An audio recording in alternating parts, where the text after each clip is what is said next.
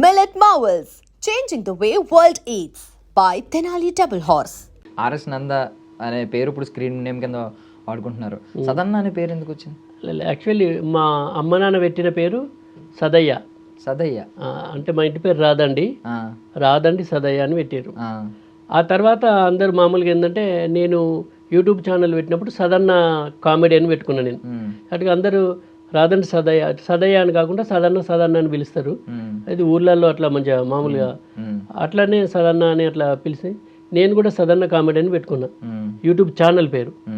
కానీ తర్వాత ఏంటంటే మాకు ఓదెల పక్కన మల్లికార్జున స్వామి ఉంటాడు. చిన్నప్పటికి ఏంటంటే శివుని మీద ఉన్నటువంటి ఆ మమకారం భక్తితోని నేను సదానందుడు శివుడు అని మా ఇంటి పేరు రాదండి సదానంద, ఆర్ఎస్ నంద అంటే సదానందం, ఆర్ఎస్ నంద అని పెట్టేసుకున్నా నేనే. ఓకే, అందుకే ఇప్పుడు నా స్క్రీన్ నేమ్ ఆర్ఎస్ నంద అని. బికాజ్ అంటే ఒకప్పుడు మీలో ఉన్న ఆ క్రియేటివ్ లోపల ఉంటాడు కదా ఒకడు, ఆ పురుగు ఏంటంటే చెయ్యాలి అనిపించి డబ్బులు పెట్టి మరి మీ డబ్బులో పాపం ఎవరో ఒకరిని పట్టుకుని సంథింగ్ సీడీల రూపంలో రిలీజ్ చేసేవారు. యూట్యూబ్ వచ్చిన తర్వాత మీకు ఏమనిపించింది అంటే నాకు ఒక ప్లాట్ఫామ్ దొరికింది, నేను డబ్బులు లేకపోయినా జీరో బడ్జెట్తో అయినా నాలో ఉన్నదే నేను 10 మందికి చూపించగలను టాలెంట్ని అని అనిపించిందా? లేదండి, అప్పటికే ఆల్రెడీ నేను ఫేమ్ 30-40 షార్ట్ ఫిల్మ్లు చేసి ఉన్నాను అప్పటికే. దాదాపు యూట్యూబ్ వచ్చేసరికి అప్పటికే అన్ని షార్ట్ ఫిల్మ్స్ ఆల్రెడీ. సీడీలు ఎలా సెల్ అప్పుడు సేల్ అయ్యేవని అంటే అదేనండి, ఇప్పుడు సీడీలకి చేసిన తర్వాత షాపులకి ఇచ్చేటోళ్ళం జాతరలల్లా. ఓకే, అక్కడి నుంచి వెళ్ళి వేరే కంట్రీస్ కూడా వెళ్ళినాయి. ఓకే, అట్లా. కానీ మనకు అంత ఇన్కమ్ సోర్స్ ఉండపోతుండే వాస్తవంగా. దానివల్లనే చాలా లాస్ అయినా నేను అప్పుడు. కానీ నా సీడీల వల్ల చాలామంది నవ్వుతారు, అది సంతోషం అనిపించేది అట్లా. సో యూట్యూబ్కి వచ్చిన తర్వాత మీకు ఇప్పుడు లక్షల సబ్స్క్రైబర్లు ఉన్నారు, కోట్ల వ్యూస్ చూసారు మీరు. ఏంటి ఈ ఓవరాల్ ఈ షార్ట్ ఎక్స్పీరియన్స్ ఏమనిపించింది? షార్ట్ కాదు యాక్చువల్లీ లాంగ్ ఎక్స్పీరియన్సే. మీరు ముందు నుంచి మొదలయ్యారు. ఇంకా ఒక పేషెన్స్ లెవెల్స్ మీకు చాలా ఉన్నాయి. ఇప్పుడు పాండమిక్ తర్వాత with in short time success అయిన వాళ్ళు చాలామంది ఉన్నారు. వాళ్ళతో పోలిస్తే మీ పేషెన్స్ లెవెల్స్ చాలా ఎక్కువ. ఏంటి మీ జర్నీని ఎలా చెప్పగలరు, మీ యూట్యూబ్ జర్నీని మొత్తం? యూట్యూబ్ అంటే కదా 2012లో నా షార్ట్ ఫిల్మ్స్ అప్పటికి వచ్చినటువంటి షార్ట్ ఫిల్మ్స్ అన్నీ అప్లోడింగ్ కావడం జరిగింది. అవి చూసి చాలామంది చాలా అప్రిషియేషన్స్. ఎందుకంటే అప్పటి వరకు సీడీల రూపంలో వెళ్ళింది, తర్వాత యూట్యూబ్కి వచ్చేసరికి ఏమైందంటే చేతిలోకి సెల్ వచ్చింది. ప్రపంచం అంతా అరచేతిలోకి వచ్చిన తర్వాత ప్రతి మనిషికి ఎక్కువ కనెక్ట్ అయినాం మనం. సో ఈ హోల్ యూట్యూబ్ జర్నీలో మీరు రకరకాల భావోద్వేగాల్ని, రకరకాల ఎక్స్పీరియన్సెస్ని ఫేస్ చేసి ఉంటారు. లైక్ అంటే ఒకసారి ఇన్స్టెంట్ వైరల్ అంటే అప్లోడ్ చేసిన వెంటనే ఆ వైరల్ అయిపోవడం, విత్ ఇన్ 2-3 డేస్లో తెగ కాల్స్, తెగ కమెంట్స్, తెగ మెసేజ్లు ఇవన్నీ చూసుంటారు. అట్ ద సేమ్ టైం ఎప్పుడో పురాతన వీడియో ఇప్పటికీ కూడా ట్రెండింగ్లో ఉండడం, నిన్న చూసి ఇంకొకటి కాల్ చేయడం, ఇలాంటివి కూడా చూసుంటారు. ఈ రెండింటి ఉద్దేశం ఏంటంటే ఇన్స్టెంట్ వైరల్ని మీరు ఎంత ఎంజాయ్ చేస్తారో, ఇలా లాంగిటివిటీ ఉంటుంది కదా, కొంచెం లాంగ్ రన్ ఉంటుంది. ఇప్పుడు 10 సంవత్సరాల క్రితం వీడియో ఇప్పుడు కూడా వైరల్ అవుతూ ఉంటుంది. ఈ రెండింటిని ఎలా ఎంజాయ్ చేస్తూ ఉంటారు? ఏదైనా మనం ఏ పని చేసిన పని గతందైనా, ప్రస్తుతం చేస్తున్న పని అయినా, భవిష్యత్తులో చేస్తున్న పని అయినా మన ప్రేక్షకులను మెప్పించడమే. కాబట్టి ఆ ప్రతిస్పందన అనేది, ఆ స్పందన అనేది అప్పటిదైనా ఇప్పటిదైనా ఇప్పుడు భవిష్యత్తులో వచ్చేదైనా కూడా నేను ఒకేలాగా తీసుకుంటా. ఎందుకంటే ఒక పని అయిపోయిన తర్వాత వాట్ నెక్స్ట్ అని ఆలోచిస్తాను నేను. అది దాని ద్వారా వాళ్ళు ఇచ్చేటువంటి ఆ సంతోషం ద్వారా, వాళ్ళ మాటల ద్వారా ఇంకా బాధ్యతాయుతంగా పనిచేయాలి, ఇంకా వీళ్ళని ఎంటర్టైన్ చేయాలి అన్నటువంటి ఒక ఆలోచన మాత్రం కల్పిస్తూ ఉంటారు వాళ్ళు. అట్లనే ఆ బాధ్యతతోనే పనిచేస్తాను.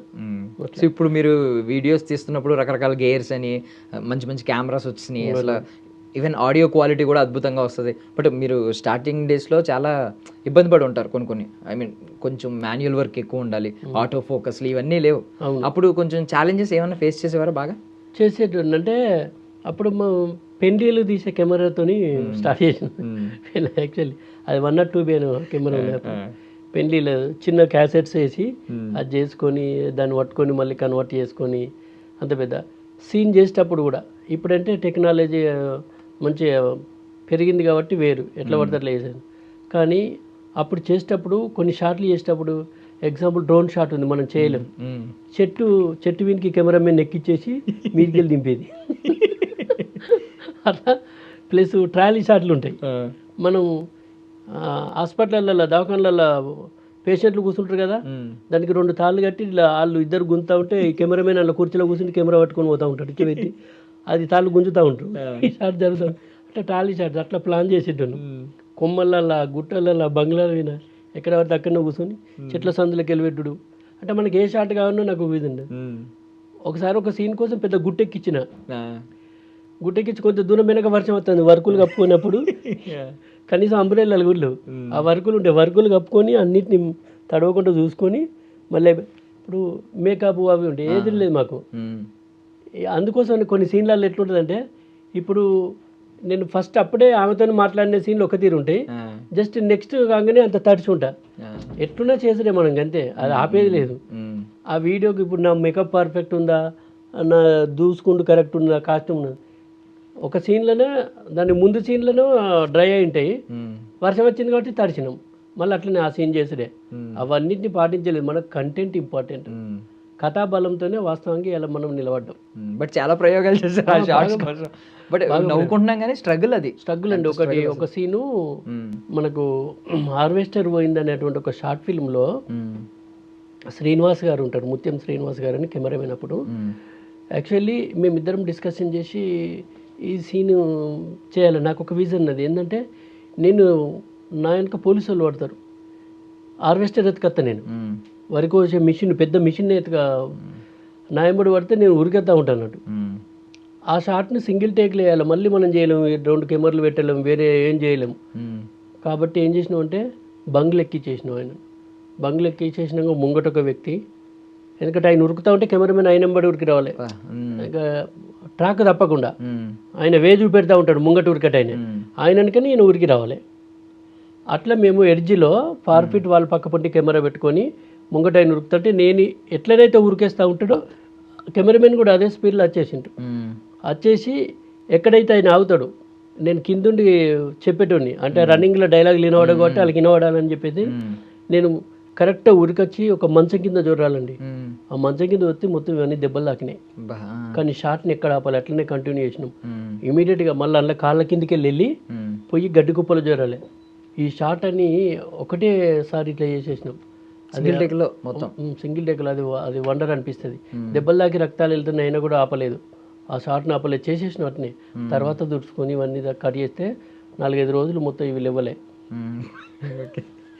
అంటే అప్పుడు చేసేటప్పుడు ఎంత బాధ ఉంటుందో, జనాన్ని నవ్వించడం కోసం ఎంత కష్టపడతావు ఒక ఆర్టిస్టు అనేది చాలా ఫేస్ చేయడం జరిగింది. అసలు ఎన్నిసార్లు దెబ్బలు తాకినాయో. రీసెంట్గా కూడా మేము మలస్కపడ్డాడని ఒక షార్ట్ ఫిలిం చేసినాం.